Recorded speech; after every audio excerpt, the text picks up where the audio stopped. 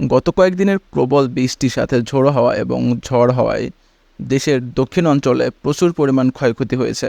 হাজার হাজার লোক ঘর ছাড়া হয়ে গেছে, হাজার হাজার মানুষ অনাহারে দিন কাটাচ্ছে। যারা বিগত দিনগুলোতে মানুষের সাহায্য করে এসেছে, আজকে তারাই মানুষের দ্বারে দ্বারে সাহায্যের হাত পাচ্ছে। নির্মম এই বাস্তবতা মানুষকে শিখিয়ে দিল সম্পদ আসলে কারো জন্য না। একটা ঝড় এমন করে আসলো এবং সবকিছু একদম তছনছ করে দিল। মানুষকে উপলব্ধি করালো যে 2 দিনের সম্পদ আসলে কোনো কাজে আসে না। বাংলাদেশের দক্ষিণ অঞ্চলের মানুষ বর্তমানে খুবই দুর্ভোগে দিন কাটাচ্ছে।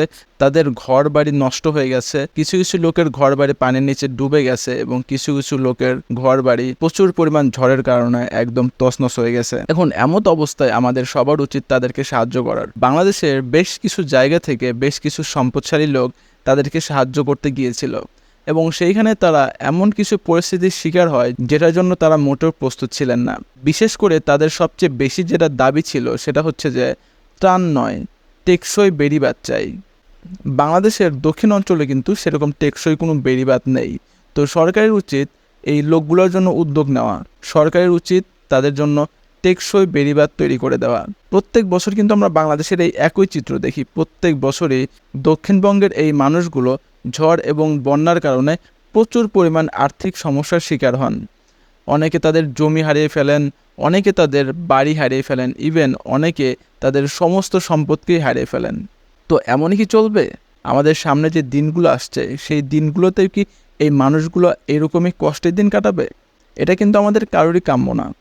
সুতরাং আসুন আমরা সবাই তাদের পাশে দাঁড়াই এবং প্রশাসনের লোক যারা আছে তাদেরও কিন্তু উচিত তাদের পাশে গিয়ে দাঁড়ানো। সুতরাং আমাদের সবারই সরকার এবং কর্তৃপক্ষের নিকট আকুল আবেদন রইবে দক্ষিণবঙ্গের মানুষের জন্য তারা যেন এমন কিছু করে যে প্রতি বছর তাদের যেন এরকমভাবে ঘর ছাড়া না হতে হয়, তাদের যেন প্রতি বছর এইভাবে অনাহারে না খেয়ে দিন কাটাতে না হয়।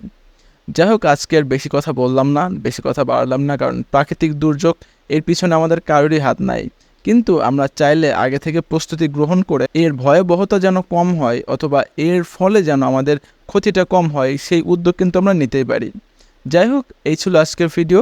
সবাই ভালো থাকবেন, সুস্থ থাকবেন, আর হ্যাঁ, যদি ক্ষমতা থাকে, যদি পারেন, তাহলে দক্ষিণবঙ্গের মানুষের পাশে থাকবেন। সবাই ভালো থাকবেন। খোদা হাফেজ।